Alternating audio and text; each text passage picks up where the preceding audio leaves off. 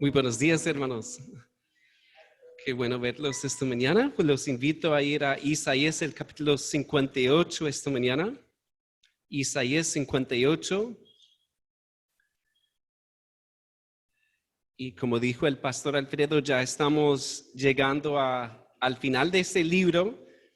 Y creo que cada semana ha sido un reto nuevo, espiritualmente hablando, y esta no es la excepción.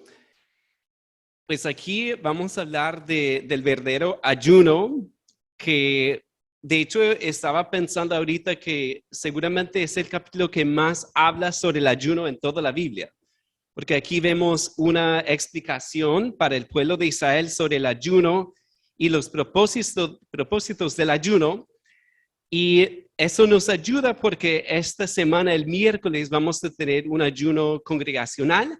Y de esta forma podemos como enfocar este tiempo al ver lo que Dios nos quiere enseñar hoy, ¿verdad? ¿Cuál ha sido tu experiencia con el ayuno? Eso es diferente para cada uno. Y yo recuerdo en mi juventud, yo no escuchaba nada del ayuno. No se predicaba, no se enseñaba, que yo recuerde. Y eso creo que porque a veces hacían un comentario como suelto, como bueno, eso era para el Antiguo Testamento y para la iglesia no vemos ningún mandamiento sobre el ayuno. Y es cierto que no dice debes ayunar, pero miren conmigo Mateo, bueno, qué pena hacerlos ir a otro sitio, pero Mateo 9, otra porción aquí, Mateo 9.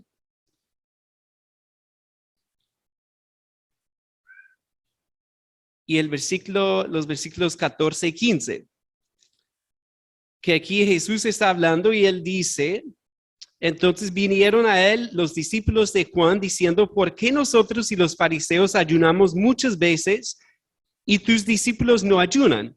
Jesús les dijo, ¿acaso pueden los que están de bodas tener luto entre tanto que el esposo está con ellos? Pero vendrán días cuando el esposo les será quitado y entonces ayunarán. Ahí, pues algunos han dicho que son los 2 días o 3 días que él estuvo en la tumba que ayunaron esos días. Pero creo que está hablando de días y está dando por sentado que los discípulos iban a ayunar después de su partida. Miren el capítulo 6 de Mateo también. Esto solamente para ver que sí se contempla el ayuno en el Nuevo Testamento. Aquí Mateo 6:16. Cuando ayunéis, no seáis austeros como los hipócritas, porque ellos demudan sus rostros para mostrar a los hombres que ayunan. De cierto os digo que ya tienen su recompensa, pero tú cuando ayunes, unge tu cabeza y lava tu rostro para no mostrar a los hombres que ayunas, sino a tu Padre que está en secreto. Y tu Padre que ve en lo secreto te recompensará. Pues esa parte en público no están los manuscritos más antiguos. Entonces, tu Padre que ve en lo secreto te recompensará. Entonces, vemos ahí en el 17, pero tú cuando ayunes, nuevamente Jesús da por sentado que sus discípulos iban a ayunar. Y nuevamente algunos han dicho, no, pero eso fue solamente para el tiempo en que Jesús estaba en la tierra. Pero si pensamos en qué momento escribió Mateo este evangelio, pues eso fue mucho después. Y él escribe con la iglesia cristiana en mente también. Y es por eso que creemos que el ayuno es algo bíblico para el cristiano de hoy día. Ahora, cuando regresamos a Isaías 58, ya vamos a ver cómo es el verdadero ayuno. La pregunta surge, ¿cómo enfocar el ayuno? Y quiero leer una definición de Donald Whitney, en su libro Disciplinas Espirituales para la Vida Cristiana. Él dice, el ayuno cristiano es abstinencia voluntaria de ingerir comida con propósitos espirituales. ¿Escucharon la definición? El ayuno cristiano, porque es cristiano, no es simplemente por cuestiones de salud, es la abstinencia voluntaria, ahí palabra clave, Sabemos que no todos pueden ayunar por cuestiones de salud o quizás, hay cuestiones de salud con propósitos espirituales. Eso también es clave, porque si es solamente pasar hambre y no comer, estar en ayunas, eso no sirve, pero es tener un propósito. Y vamos a ver tres temas en los cuales podemos enfocar el ayuno. Tres temas. Entonces, vamos a orar antes de entrar al texto de Isaías. Padre, queremos darte gracias una vez más por este privilegio de abrir tu palabra, Padre, de escuchar tus enseñanzas. Y Padre, aunque fueron dadas hace muchísimos años, todavía son totalmente relevantes para nosotros, Padre, porque tú nos enseñas sobre el ayuno y eso va vinculado, Padre, a toda nuestra vida espiritual, porque aquí hay principios que aplican a nuestra vida en general también. Oramos, Padre, que podamos entender tu palabra y aplicarla a nuestra vida, Padre. Si hay alguien que escucha que no ha conocido a Cristo, que hoy pueda ser el día de salvación para aquella persona. Te damos gracias en el nombre de Jesús. Amén. Muy bien, entonces aquí vamos a leer el versículo 1 de Isaías 58. Clama a voz en cuello, no te detengas, alza tu voz como trompeta y anuncia a mi pueblo su rebelión y a la casa de Jacob su pecado. Aquí vamos a ver en los primeros 5 versículos, vamos a ver el primer tema o enfoque del ayuno y es en el arrepentimiento verdadero. En el arrepentimiento verdadero. Aquí el profeta debe clamar, debe anunciar la rebelión del pueblo y su pecado. Eso es lo que vemos. Eso los llama a un arrepentimiento verdadero. Pero miren lo curioso, miren el versículo 2. Que me buscan cada día y quieren saber mis caminos, como gente que hubiese hecho justicia y que no hubiese dejado la ley de su Dios, me piden justos juicios y quieren acercarse a Dios. Pues parece ser una descripción de buenos creyentes, ¿verdad? Si no fuera por la parte en la mitad del versículo. Pero de hecho, la Reina Valera aquí traduce, quieren saber mis caminos en el 2 y al final quieren acercarse a Dios. Pero esa palabra en hebreo, de hecho, es una palabra que se traduce mejor deleitarse. Entonces, la Biblia de las Américas traduce de esta forma. Se deleitan en conocer mis caminos, se deleitan en la cercanía a Dios. Curioso, ¿verdad? Porque está hablando Dios de la rebelión, del pecado, y después dice que se deleitan en conocer mis caminos, se deleitan en la cercanía a mí. Pero ¿qué pasa entonces con ese pueblo? Pues vemos ahí, en la mitad del versículo nos da una pista, ¿verdad? En el 2 dice, como gente que hubiese hecho justicia y que no hubiese dejado la ley de su Dios. Nos ayuda a entender que ellos estaban deleitándose, entre comillas, en Dios, en estar cerca de Dios, pero no estaban haciendo justicia y no estaban siguiendo la ley de Dios. Entonces, es como algo contradictorio, ¿cierto? Miren también el 3. ¿Por qué dicen, ayunamos y no hiciste caso? Humillamos nuestras almas y no te diste por entendido. Están hablando con Dios. Dios, ¿no nos ves aquí que estamos ayunando? Estamos humillando nuestras almas y tú no nos prestas atención. Dice en el 3, he aquí que en el día de vuestro ayuno buscáis vuestro propio gusto y oprimís a todos vuestros trabajadores. Ahí vemos el problema con el ayuno de ellos, con el deleite de ellos, entre comillas, que ellos decían, queremos deleitarnos en la ley de Dios, en su presencia, en el ayuno, y Dios dice, no, el deleite de ustedes, que es la misma raíz ahí en el 3, cuando habla de vuestro propio gusto, el deleite de ustedes realmente es en lo que tú o ustedes quieren. dan la apariencia de una espiritualidad. Pero yo conozco tu corazón y yo conozco tu vida y entiendo que tú estás haciendo algo, pero como decía John Piper, hablando en términos cristianos, ¿no? Él decía que ayunaban el domingo y el lunes estaban actuando de otra forma. Querían mostrar una espiritualidad, pero en su vida no estaban viviendo con un arrepentimiento verdadero. En otras palabras, se deleitaban en Dios en cierto sentido, pero en el fondo buscaban el deleite de sus deseos, de sus propios deseos. Y lo vemos ahí en el 3 al final, quizás una pista también sobre algo muy puntual. Y oprimís a todos vuestros trabajadores. Qué triste, ¿verdad?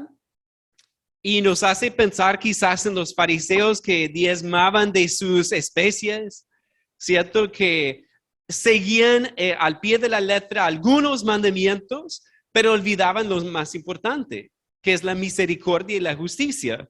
Y vemos aquí también, ellos estaban ayunando, deleitándose en Dios, pero entre semana maltratando a sus trabajadores. Entonces, ¿qué debe hacer el ayuno? Nos debe llevar a mirar si estamos arrepentidos realmente. Porque si estamos ayunando, no podemos solamente enfocarnos en esa práctica sin pensar en nuestra vida el resto de la semana. Y hermanos, podemos enfocarnos entonces el miércoles en eso, pensar, ¿será que tengo un corazón arrepentido? ¿O simplemente estoy cumpliendo con algo externo? Algo para dar la impresión a otros que soy espiritual. También miren el 4. He aquí que para contiendas y debates ayunáis y para herir con el puño inicuamente. No ayunéis como hoy para que vuestra voz sea oída en lo alto. Ahí vemos lo mismo. Para contiendas y debates ayunáis.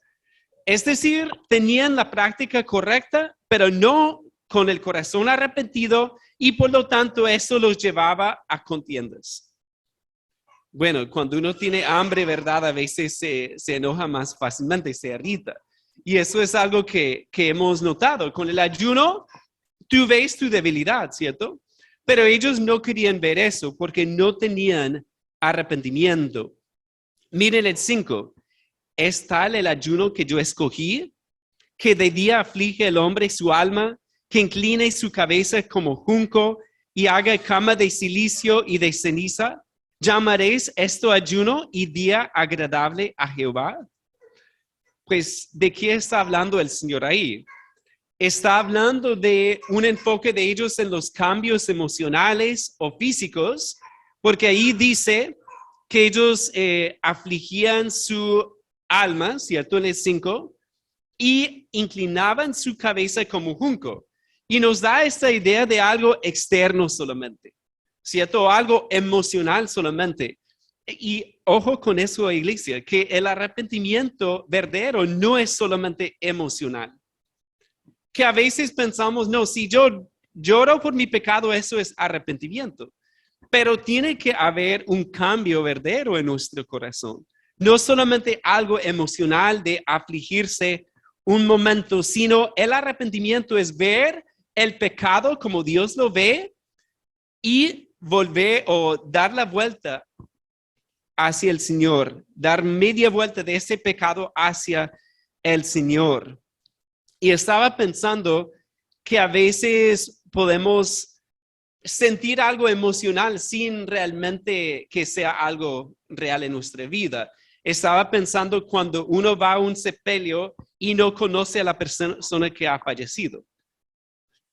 Entonces uno va y pues, ¿qué siente uno, verdad? Es como un sentimiento extraño. Entonces uno quiere dar la impresión de tristeza, pero realmente como no conoció a la persona, no siente la misma tristeza de otros, ¿cierto? Entonces, es más o menos lo que vemos con ellos, que ellos estaban actuando externamente con algo o afligiendo su alma, pero no era algo de corazón, no un arrepentimiento de corazón. Y pues pensamos nuevamente en un ejemplo muy grande de esto es Judas entre los discípulos. ¿Qué Judas, qué hacía él? Él hacía todo con ellos. Él ayunaba, él daba sus diezmos, él iba con Jesús, él hasta echaba, creo, demonios. Él hacía muchas cosas, pero cuando lo vemos realmente era un impostor. Y los discípulos no lo sabían. Noten eso que cuando él se va en la última cena, ellos ni siquiera saben por qué salió. Jesús fue el único que sabía lo que estaba en el corazón de ese hombre. ¿Pero por qué? Porque no tenía un arrepentimiento verdadero. Y de hecho estaba mirando en Mateo 27:3, la Reina Valera dice que algo como salió arrepentido. Pero la palabra es mejor traducida como la Nueva Versión Internacional, sintió remordimiento, porque es otra palabra. No habla de arrepentimiento, sino remordimiento. Miren conmigo un ejemplo de eso, 2 Corintios 7. Y predicamos este pasaje hace unos años, 2 Corintios 7, el 8 al 10. Y aquí vemos la diferencia entre el remordimiento, la tristeza y el arrepentimiento verdadero. 2 Corintios 7, el versículo 8. Porque aunque os contristé con la carta, no me pesa, aunque entonces lo lamenté. Porque veo que aquella carta, aunque por algún tiempo os contristó, ahora me gozo no porque hayáis sido contristados, sino porque fuisteis contristados para arrepentimiento, porque habéis sido contristados según Dios, para que ninguna pérdida padecieses por nuestra parte. Porque la tristeza que según Dios produce, ¿qué dice Iglesia? Arrepentimiento para salvación, de que no hay que arrepentirse, pero la tristeza del mundo produce, ¿qué dice? Muerte. Ahí vemos el contraste. Porque hay un arrepentimiento, una tristeza, un remordimiento mundano que es externo o quizás emocional, pero aquí vemos que esa tristeza no nos lleva a la salvación. Porque el arrepentimiento verdadero es en lo más fondo de nuestro ser saber quién es Dios y saber que hemos pecado contra Dios, que hemos quebrantado su ley y que merecemos su condenación justa. ¿Cierto? Eso es arrepentimiento y es el arrepentimiento que nos lleva a la salvación. Ahora, cuando pensamos en el ayuno, es un momento para examinar nuestro corazón. Porque Dios, o nos quitamos algo, la comida, y eso hace que el cuerpo reaccione, ¿verdad? Y al reaccionar el cuerpo podemos ser más conscientes quizás de nuestro corazón también. Esa es la idea, por lo menos, tener ese enfoque durante el ayuno de pensar si estamos arrepentidos realmente. ¿Y cada cuánto debemos arrepentirnos? Constantemente, ¿cierto? Porque eso del pecado, el pecado entra en nuestra mente así y inmediatamente debemos arrepentirnos. Si entretenemos esos pensamientos, eso no es arrepentimiento. Regresemos a Isaías 58.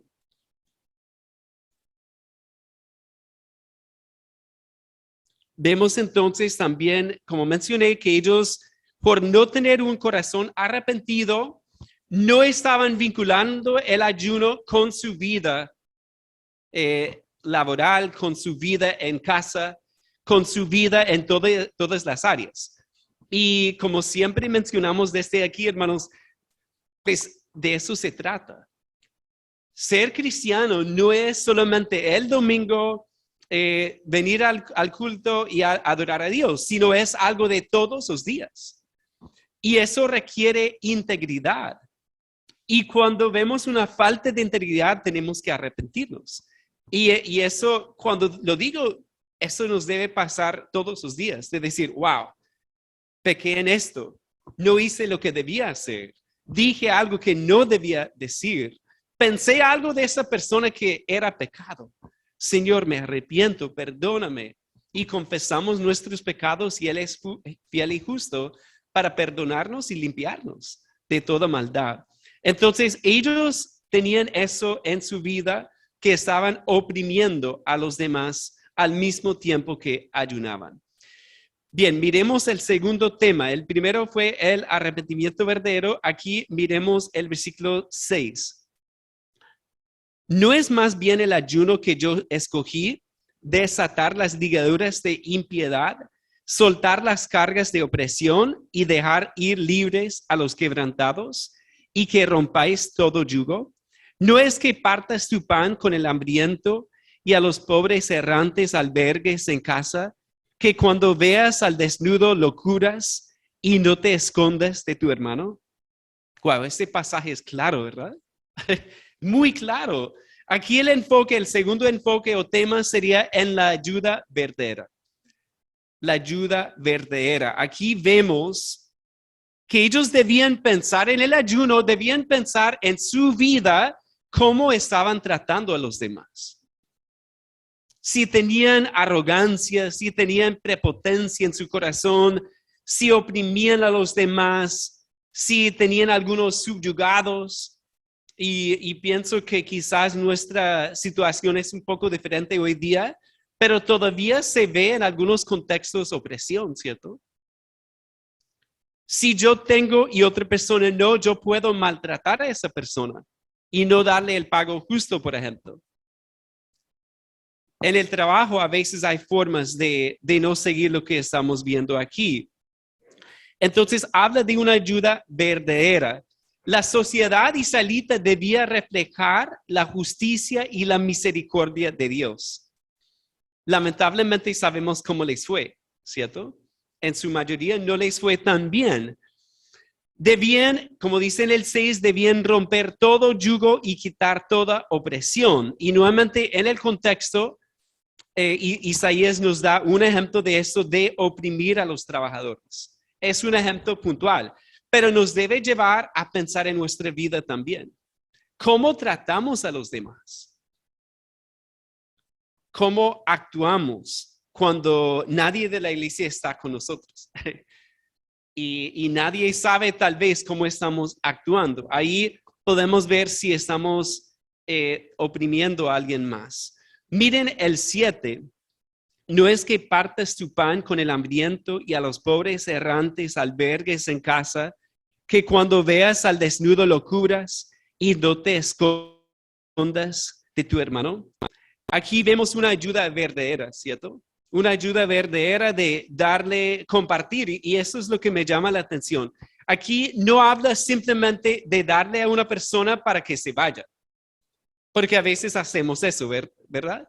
Que viene alguien y quiere, y nosotros para que se vaya, bueno, le voy a dar algo. Pero noten ahí lo que dice en el 7, ¿no es que partas tu pan con el hambriento? Eso habla de compartir con él, ¿verdad? Porque habla de partir con alguien el pan que tenemos.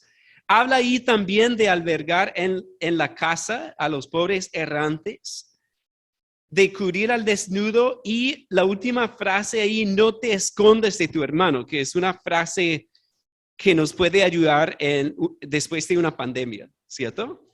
Porque honestamente, ¿qué pasó? Uno se aisló tanto que ya nos cuesta abrirnos a relacionarnos con los demás.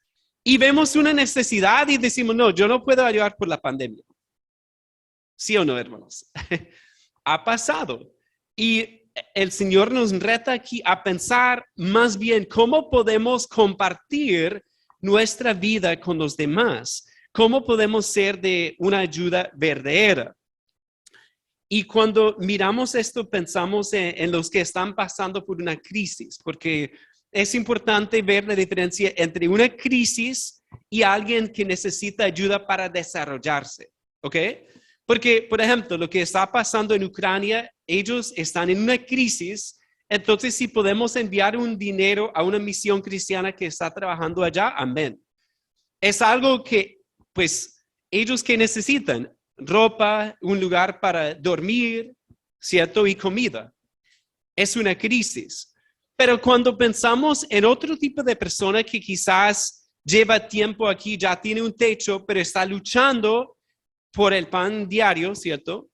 Quizás la idea bíblica no es simplemente darle, sino como vemos aquí, acompañarle en eso, ayudarle a desarrollarse, a ver qué talentos tienes, qué habilidades tienes, qué sueños tienes y cómo te puedo ayudar a llegar a cumplir esas metas que tienes.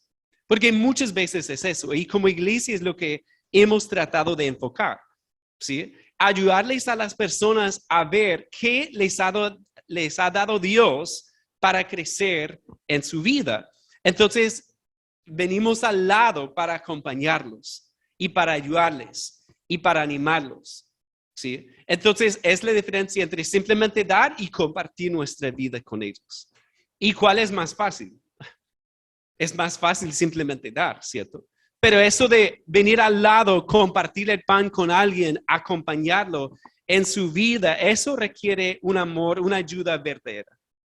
Una ayuda de realmente dar nuestra vida por los demás. Y a eso nos llama Dios. Y les cuento, este versículo me retó bastante. Ahí el 7, no es que partas tu pan con el hambriento y a los pobres errantes albergues en casa, que cuando veas al desnudo lo cubras y no te escondas de tu hermano. Y nosotros como iglesia tenemos que pensar de esa forma, ¿cierto?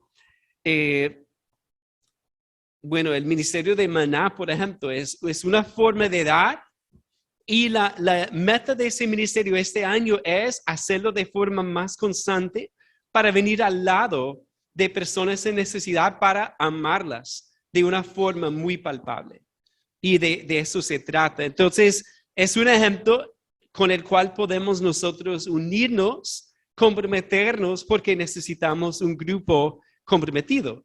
Porque nuevamente, si va a ser un ministerio bendecido por Dios, no es solamente hacerlo una vez y ya, sino que es un seguimiento constante y es acercarnos a personas para ayudarles en su vida, visitarlas, amarlas de una forma mucho más sacrificial, ¿ok?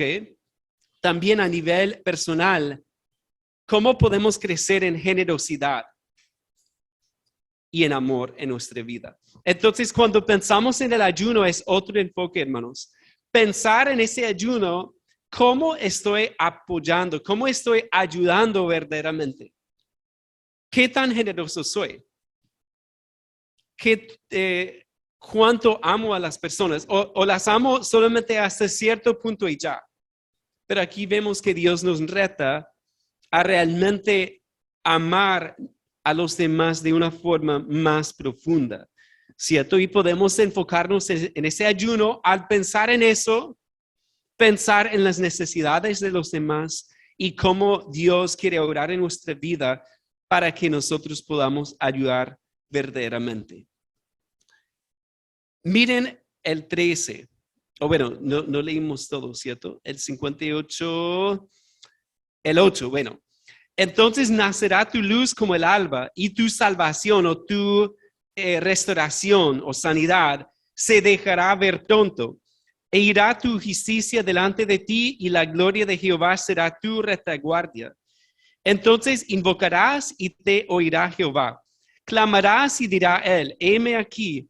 Si quitares en medio de ti el yugo, el dedo amenazador y el hablar vanidad o iniquidad, literalmente, y si dieres tu pan al hambriento y saciares al alma afligida, en las tinieblas nacerá tu luz y tu oscuridad será como el mediodía.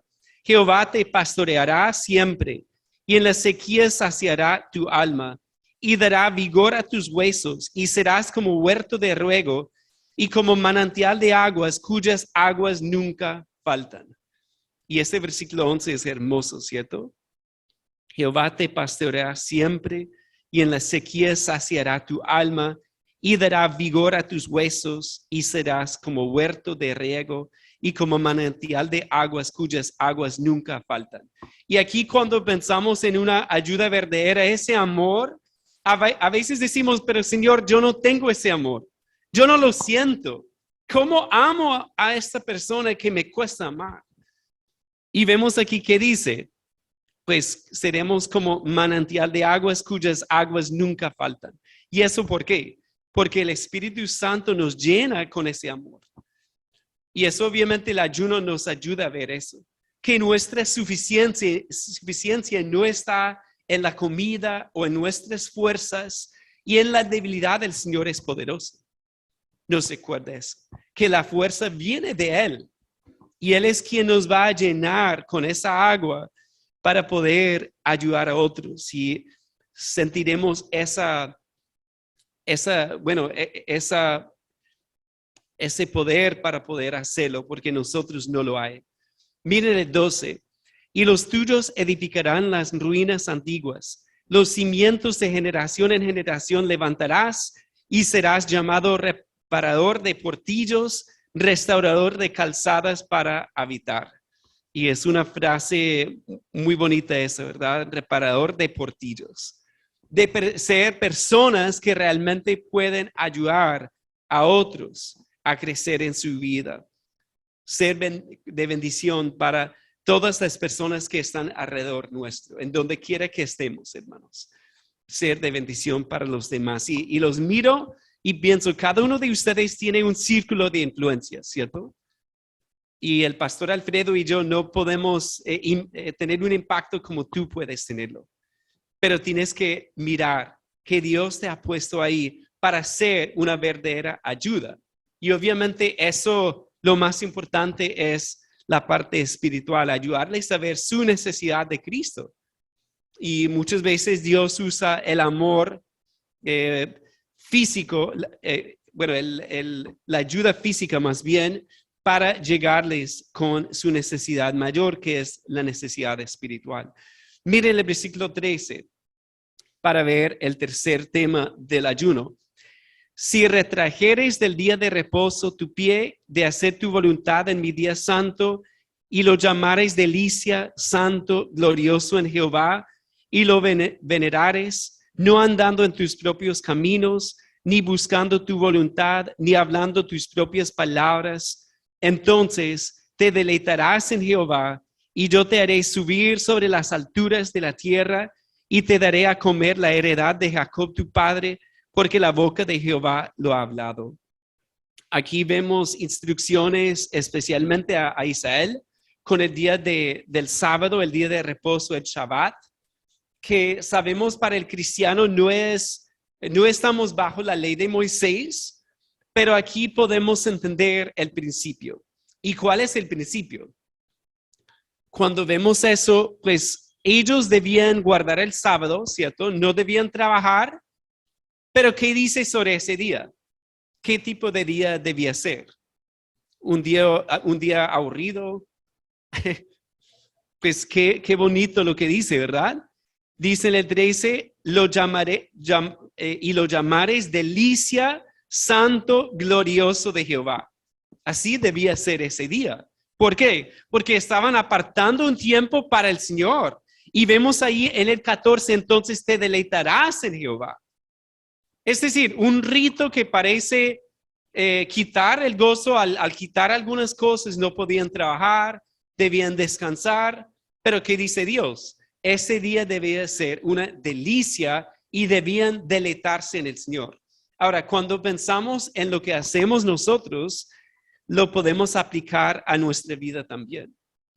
Cualquier acto de adoración, ¿cómo debe ser ese acto de adoración? Por ejemplo, dar aquí un diezmo, una ofrenda, ¿cómo debe ser? Un gozo, ¿cierto? Una alegría, algo santo, como dice ahí. Debe ser algo especial, pero lamentablemente a veces lo hacemos sin pensar. A veces cantamos y después de la canción, ¿qué cantamos? ¿Cierto?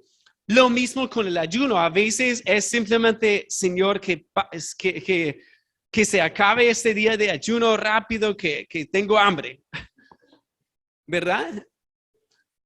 Pero más bien debemos enfocarnos en el deleite en el Señor. Y ese es el tercer enfoque, en el deleite en el Señor. El primero, ¿cuál fue, hermanos? El verdadero arrepentimiento.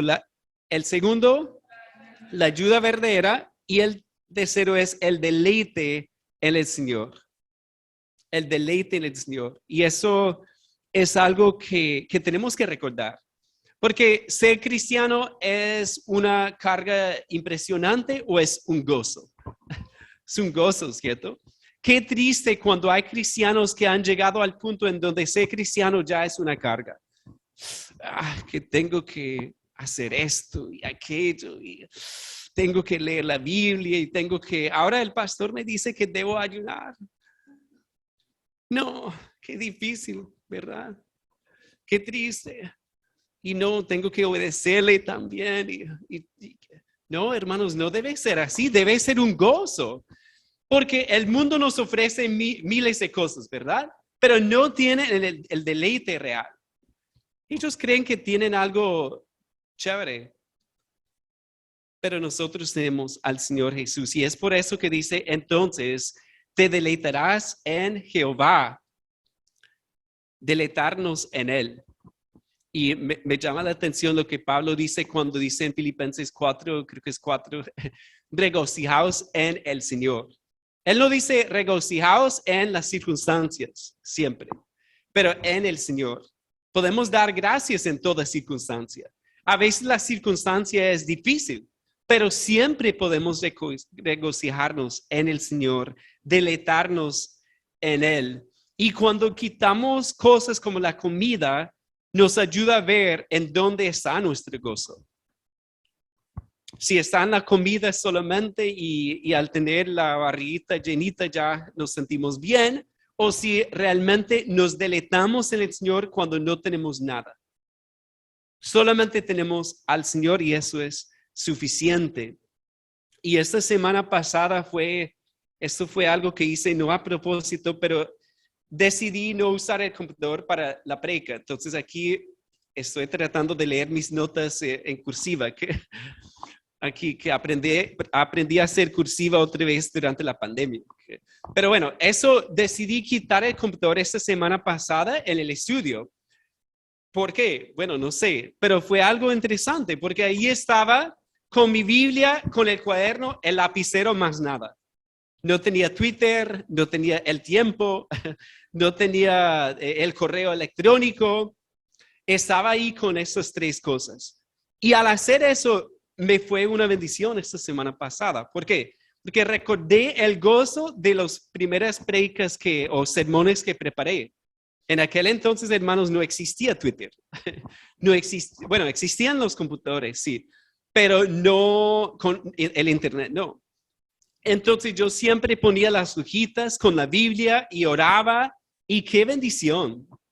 Qué bendición. Y pienso en un ayuno también, es quitar las otras cosas. Pueden usar un cuaderno, un lapicero y la Biblia y las rodillas. Y estar a solas con Dios en el tiempo que normalmente usas para comer o preparar la comida y apartarte para el Señor. Y es un gozo muy grande, porque en eso podemos deleitarnos en el Señor, sin distracciones. Sí, me gusta lo que dice John Piper sobre el ayuno. Él lo llama un intensificador del deseo espiritual. Entonces quizás tenemos un deseo espiritual, pero por fe decimos, Dios, voy a ayunar porque quiero crecer, quiero amarte más, quiero deleitarme más en ti y menos en otras cosas que no son tan útiles. Quiero deleitarme en ti. Y el Señor responde esa oración. Pues debe ser uno de los propósitos o enfoques del ayuno es quitar el alimento físico para deleitarnos más en el Señor, quien es el pan de vida. Y es lo que Cristo dice. Él dice que yo soy el pan de vida. El que a mí viene nunca tendrá hambre, y el que en mí cree no tendrá sed jamás. Es lo que Él dice. Y es la verdad, hermanos. Podemos deleitarnos más en Él al apartar ese tiempo para el Señor. Yo sé que pues no es fácil un ayuno, pero tiene su valor. Y lo vemos, creo que con el tiempo vemos Y ojalá este año como iglesia, bueno, la idea es hacerlo más constantemente para crecer como iglesia en eso también. Entonces, ¿cómo podemos responder a la palabra de Dios que hemos visto hoy? Pues este capítulo nos ayuda a meditar en el enfoque correcto del ayuno, porque a veces hemos tenido quizás enfoques equivocados. Pero aquí vemos 3 enfoques correctos: el arrepentimiento verdadero. Entonces, ¿te has arrepentido de tus pecados de forma definitiva? En el sentido de reconocer a Cristo y recibirlo por fe, porque el arrepentimiento verdadero va de la mano con la fe en Cristo.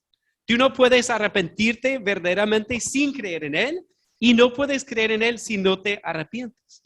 Van de la mano las dos cosas. Entonces es un tiempo para pensar en eso. También como creyente es un tiempo para pensar en qué áreas está trabajando Dios en nuestra vida, en dónde necesitamos arrepentirnos. Porque a veces tenemos lados ciegos, ¿cierto, hermanos?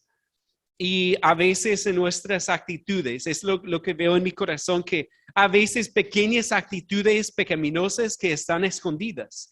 Y con el ayuno, al orar a Dios y pedirle a Dios, ayúdame a ver esas áreas. Como oraba David, ¿no? Examíname, Señor, para ver los pecados ocultos. Entonces podemos orar de esa forma. También en la ayuda verdadera, ¿cuáles necesidades espirituales ves en tu vida en esta área? De ayudar verdaderamente. Quizás necesitamos arrepentirnos en esa área también y ver cómo podemos amar a los demás de forma palpable.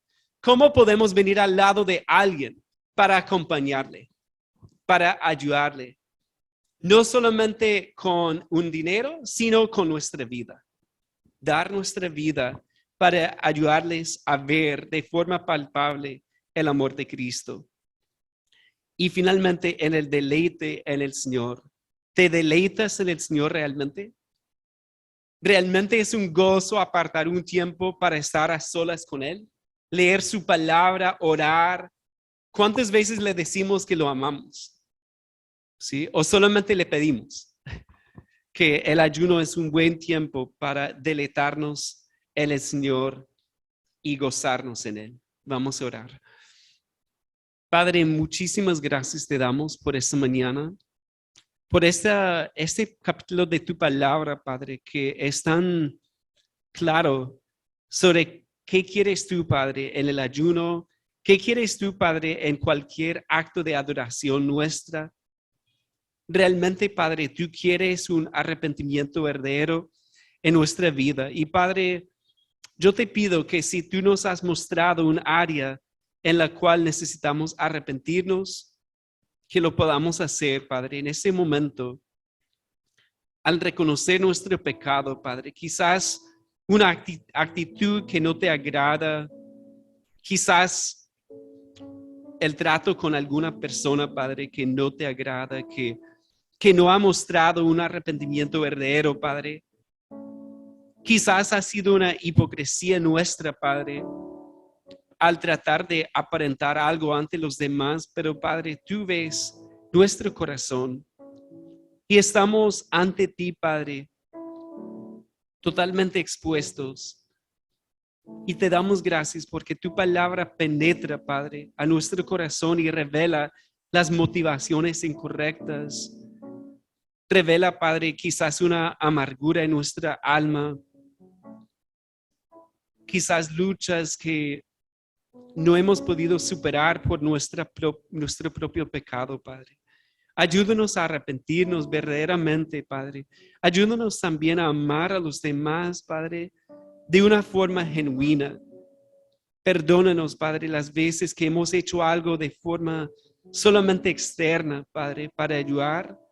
Pero oramos que podamos crecer en amor, como Cristo Jesús lo hizo, Padre. Él se entregó a nosotros en todo sentido de la palabra. Gracias porque Él fue a esa cruz y se entregó voluntariamente. El inocente por los pecadores, Padre, derramó su sangre para poder perdonarnos, para darnos una vida nueva. Gracias porque lo resucitaste. Gracias porque Él está a tu diestra. Y Padre, queremos seguir su ejemplo en nuestra vida de amar a los demás. Y finalmente, Padre, oramos que podamos deleitarnos en ti. Si quizás, Padre, hay alguien aquí que no está deleitándose en Cristo Jesús hoy, que pueda reconocer eso, Padre. Quizás la vida cristiana se ha vuelto una carga, algo pesado, Padre, sin gozo. Pero tú quieres que nos deleitemos en ti todos los días, en todo momento, Padre, por tu gran amor, por tu presencia en nuestra vida, por este futuro que hemos visto tantas veces en Isaías también, Padre, que nos indica que el futuro será hermoso contigo. Te damos gracias, Padre. Obra en la vida de cada uno según nuestras necesidades. Es en el nombre de Jesús que oramos. Amén.